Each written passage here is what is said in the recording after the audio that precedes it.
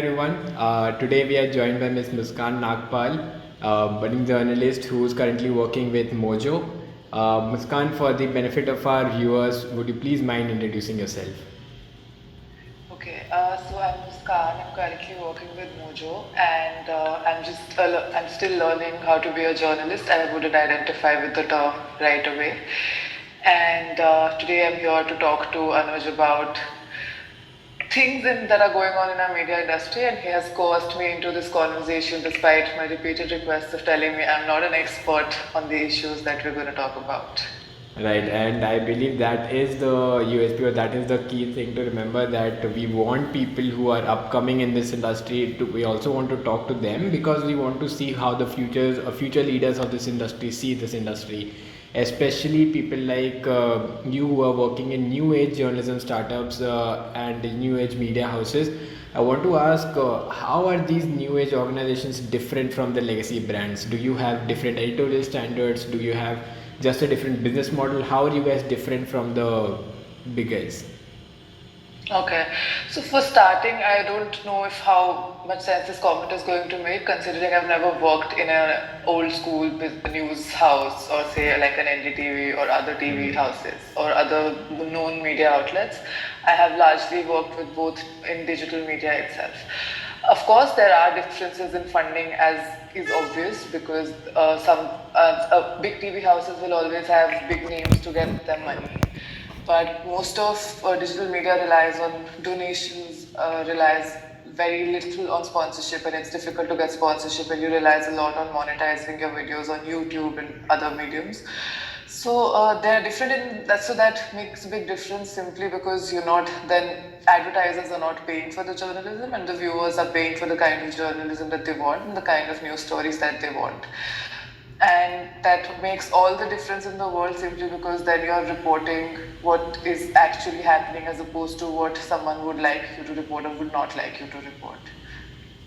Right. So, do you think this problem where advertisers controlling or influencing the content, is it really this serious that everyone around us has to take action on it? Like, is it something really serious, or is it's an exceptional Okay. case?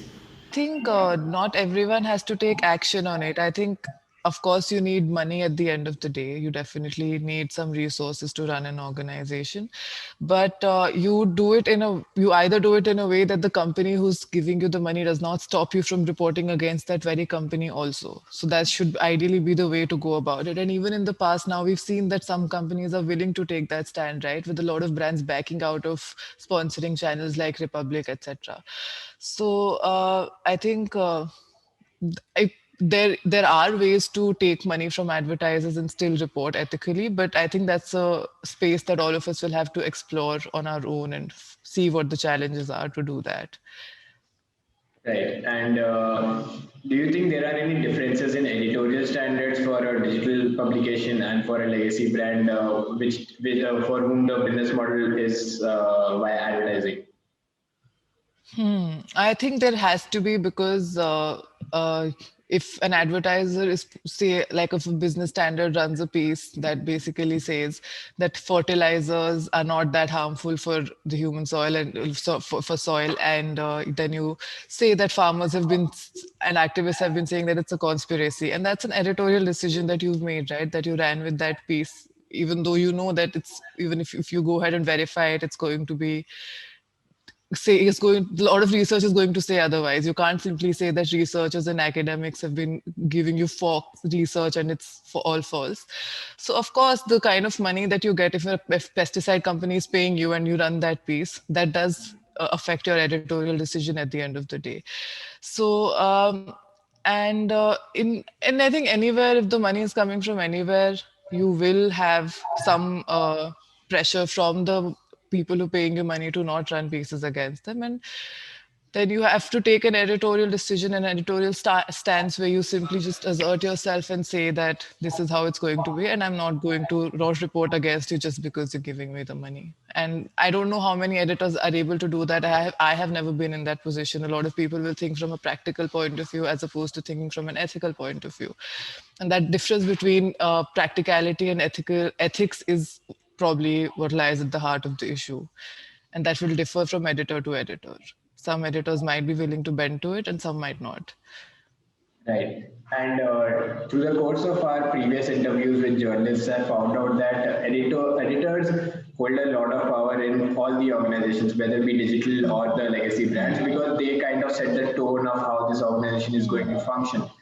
And we couldn't get on a call earlier because you were on ground reporting on certain issues.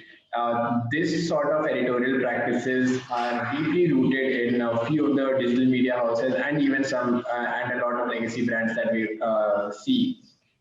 But Right. in these times, the sourcing standards, I believe, the are kind of falling down in the sense that people are not really taking it seriously, where they are not doing much on ground reporting, but are relying more on technology and social media to get in their sources, which might not be verified. Why do you think this is happening, and do you think this is the right way to go about it?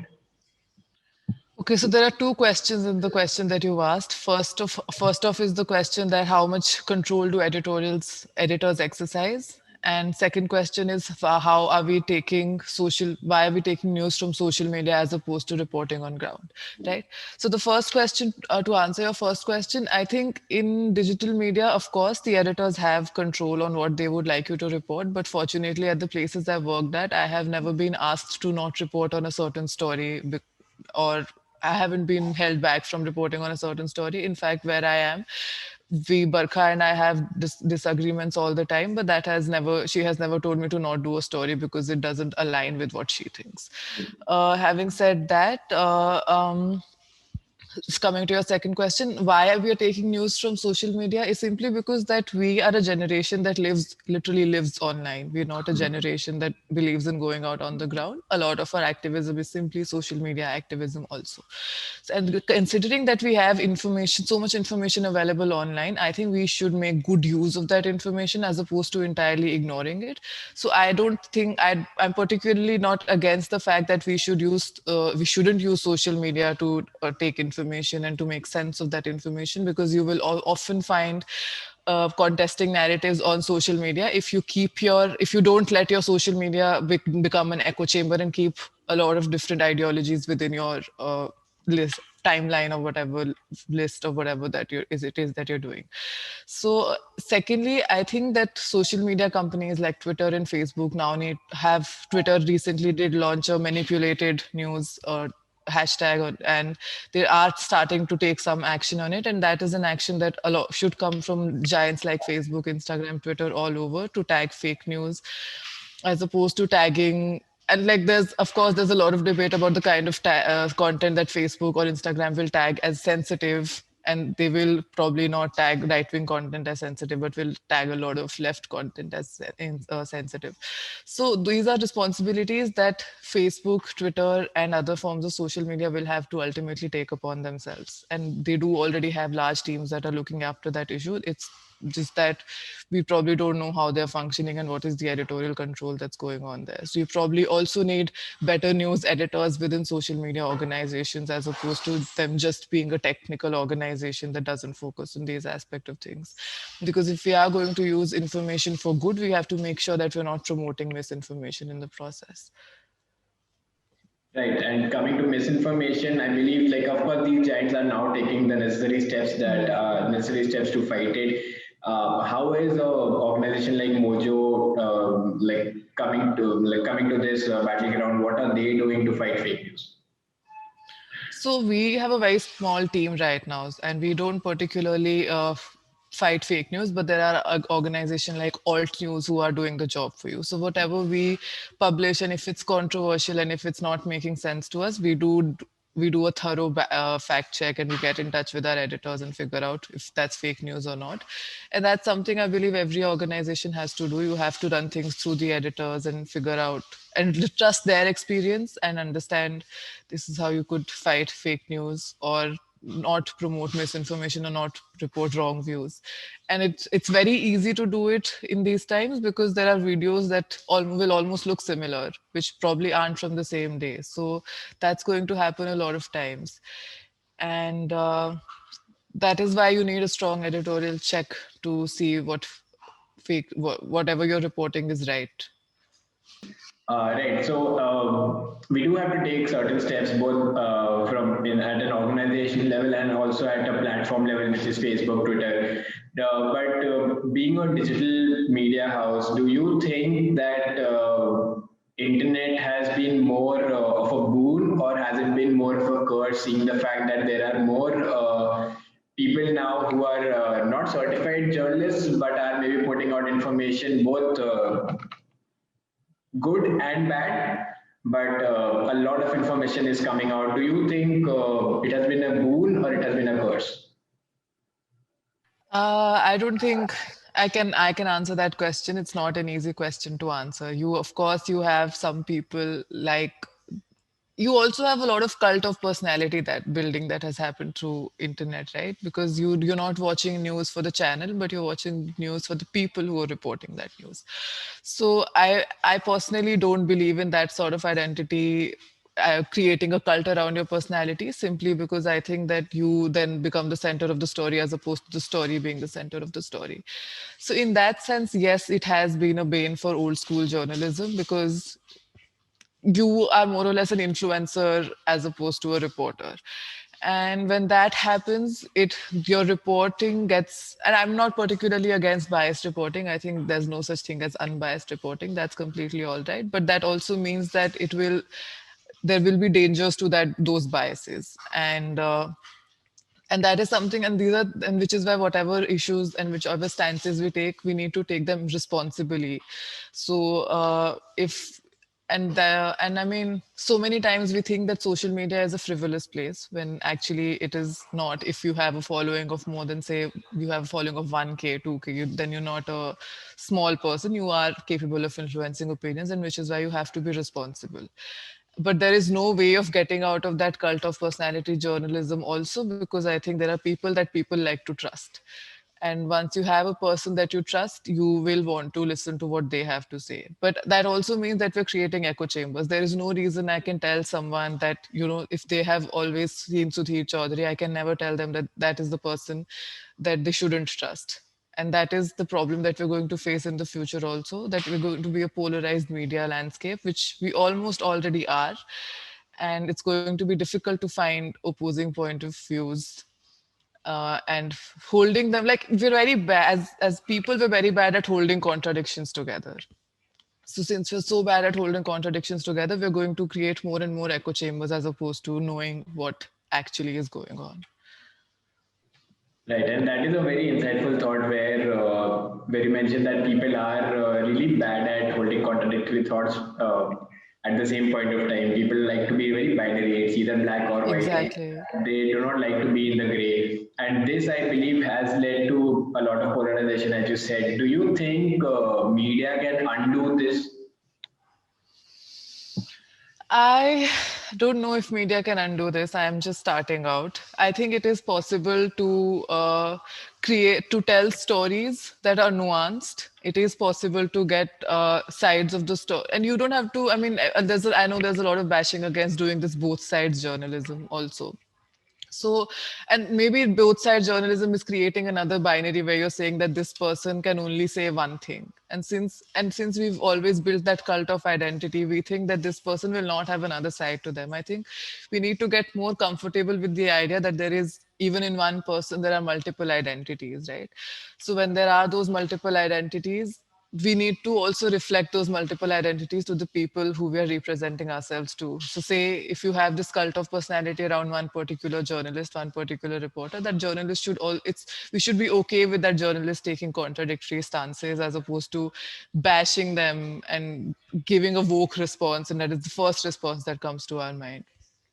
And how can media industry undo that? I think the only way to undo that is by telling genuine stories. It is possible to undo it, and at least undo the damage in some way by telling you that, so if a story subject themselves says that I feel wrong about what happened, but I also don't hate this community because this happened to me, and that's something that you cannot help then, right?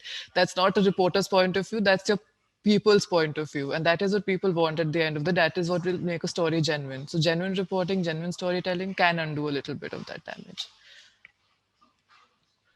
And do you think that genuine reporting can only come when people start paying for journalism? Do you think that is the ultimate solution to all of this?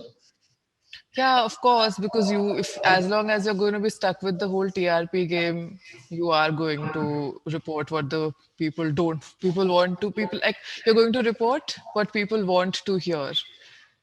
And sometimes I would think that sometimes people don't know what they want to hear. And when they hear it, that is when they realized, oh, you know what? I also think the same way. I actually don't hate that person as much. So, of course, if people are going to keep whining on about, oh my God, TV news is so bad, they need to stop watching TV news. It's as simple as that. Right. And as an upcoming journalist, do you feel that you have enough leeway or you have enough freedom to express your opinions and come out with your thoughts on a piece of paper or on social media? Do you think that freedom of speech and press still exists? I think that freedom of speech has been compromised. We're not freedom of press in our country has been compromised. They're not let there are the laws that they're passing which will be against which have been against digital media in the past. As a person, as an individual, I would be okay with voicing my opinions, but that is also because I don't belong to a certain identity group. If I were Muslim and I said this, it sent something against the BJP government, I'm likely to be at more risk as opposed to someone who's a non-Muslim. So there is a certain targeting that we're doing. There is a certain witch hunt practices that we've been following with respect to journalists. So I mean, of course, and there are times when I've taken down posts because I was of the kind of reactions that I've gotten. So of course I'm scared of posting those things online, but I would like to believe that I'd like to overcome this fear as opposed to giving into it. Because that is what the government wants at the end of the day. Right, and because you had like it's sad that you have to take down a few things or take down posts just because you're scared that the government will take action. But these days, even though social media platforms are taking action, as you just mentioned a few moments ago, do you think the internet as a whole needs some sort of regulation so that both the users and the government's perspectives are protected some sort or somehow? If yes, what sort of regulations are you ideating and how strong do you want them to be? So I think it's always better to have regulations as opposed to having, say, a black market where nothing is regulated. But having said that, I don't think that regulations need to be to the extent that only a certain kind of content is being regulated. If you're going to regulate something, make sure that those checks and mechanisms stand equal for all. And that is something we often don't get under regulations. Unless and until that is going to happen, then I'm completely anti regulation because anyway, a lot of regulation goes on. Now, Facebook has certain community guidelines. Your government is always regulating your content and seeing what you're doing.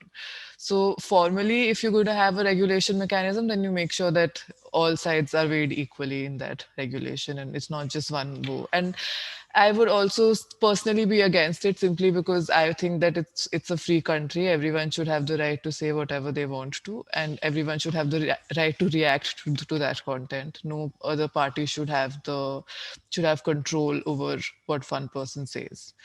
So maybe, so I'll say that, okay, regulation is good to the extent that all sides are held equally responsible and accountable, but not to the extent that it compromises on free speech. Okay, so basically you want regulation to be equal if at all there is regulation. Yeah, yeah. Right. Okay. And do you not believe in self-regulation? Maybe the media industry can self-regulate itself and start to fix this mess that we are in. Why? I don't think that's a realization that the media industry is going to have anytime soon because we've not had it till date. And it's very, very difficult to self-regulate because it's very, very difficult for people to change their opinions. And unless and until we're going to be comfortable with changing those opinions and comfortable with learning from our mistakes. That's not going to happen. Also, I mean, the kind of world we live in, it's not like you're allowed to make mistakes, right? If you say a certain thing and you will be bashed immediately on the internet for that, you'll be trolled by some people. And if you take it back, you will still be trolled after you've taken it back, and you will be called a hypocrite. That's why I always say that don't create those cults of personalities, and always remember that there are multiple sides to people, as opposed to, and it's very easy to bash people online, but not so easy to do it in person. So as long as we're going to have that garb and we're not going to accept that people are differently made, we're not going to be able to move ahead from this. Right. And why do you think the media industry or the players of the media industry do not regulate each other, in the sense that why is media not being covered by media No, specifically? no, media is being covered by media, especially say organization like Alt News, who are monitoring media and keeping a check on who's posting what. And a lot of times you will have media engagement with each other. Say like a wire will always try to keep a check on if Op India has reported something stupid. And that's the kind of responsibility that a lot of media has taken. And I mean, News Laundry does a show called News Sense where they talk about TV news. So the media industry, digital media at least, is trying to do some things on its own. So, I mean, but but that is also the kind of journalism that you're certainly wasting your time on, right? Because I mean, of course, it's important. That is not what I'm saying, but you're wasting your time because there's TV journalism that is entirely stupid that will tell people something else, and then you have and that increases the workload of other people who don't want to, who have to keep a check on what TV is doing. So that is an extra exercise, and ideally, you should have a regulatory body for TV news, as opposed to having regulatory bodies for digital news, which is what we've seen in the past, because our TV news has not been monitored well enough, and there's no fact checks or editorial actions taken against them reporting fake news. Sometimes I feel like Sudhir Chaudhary goes on a monologue that he found on a WhatsApp forward, and that's something that someone should keep in check, right? So Right. I So mean, of until course, the then, media is monitoring other media, but that's also increasing their job as opposed to easing their job. right, it shouldn't really come to the point where you are peeping over your peer's shoulder and not focusing on the real job, which is seeing how many Exactly. people, like how people are living. Right. Right. And until that happens, until the media itself pulls itself together, what are some steps that you think we as viewers can take in to make sure that we get reliable content, that we get good content, whether online I think or TV for that the matter? first thing that we should always remember is never idealize anyone. Whatever news source you're watching, don't idealize them. Keep a check on what they're saying. Do your own research. Learn to do your own research. Don't idealize the people, the channels, the people, or the platforms that you're watching. Secondly, once you do your own research, I would say that share that information, because sharing information is a big part of mass communication. So share that information and enlighten people and hold people accountable. If a media misreports, don't give in to your ideology. Say a lot of times, Quint would also have a factual mistake, and that's okay, right? Because these are human mistakes to make at the end of the day. But you hold them accountable, and that's okay. So that's what I would say, that research more and don't idealize your media platforms. Right. And as someone who's destined to maybe lead this industry in future, how do you see the future of news media industry in India and globally? Where do you see it going? What do you see changing in this space? Okay, I'm going to shy away from the tag of the future leaders of media industry. But considering I think digital media is the future, right? Because our age group is not reading. We don't have the attention span to read. Our age group is not watching TV. I don't know when I watched TV last. I only watch it because I am a journalist and I have to keep up with some things that are happening. But other than that, I don't remember when I watched TV last. So digital media is the future. I think there's a lot with OTT platforms coming up. There's a lot of scope for documentaries, which is an art form that I don't think a lot of Indians have engaged with properly. I think documentaries can be very, very impactful. that is the future, and I think TV is going to come down eventually, sooner or later. But I think I'm also speaking from a very upper class background in this context. I do not know what the realities of people in other groups are, so I don't think I can make a sure comment on this as of now. Right. And as we come to the close of this, I would like to end this with a rapid fire round of sorts, where Okay. I'll ask you to answer in one lines two things, Okay. right? And the first thing is a request to your fellow colleagues or peers. uh, Please don't give me so much work. Please do your own work. I don't want to take over your work also. And an advice to a social media news consumer. Check your facts. Right.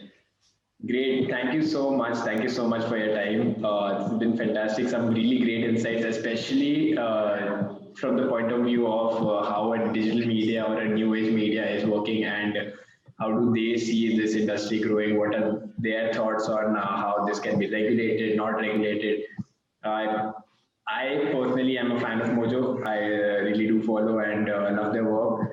I do see that digital media is the future. I am in that space itself.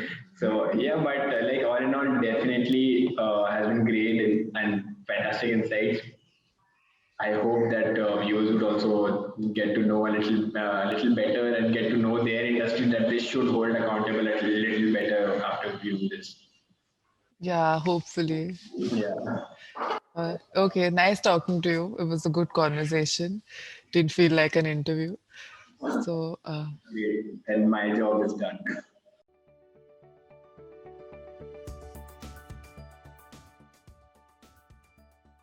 A request to your fellow colleagues or peers. To stick to the facts, An advice to a social media news consumer. don't believe everything that's out there. Right. And some advice to an upcoming journalist, someone who just started. It's an open field, great opportunities,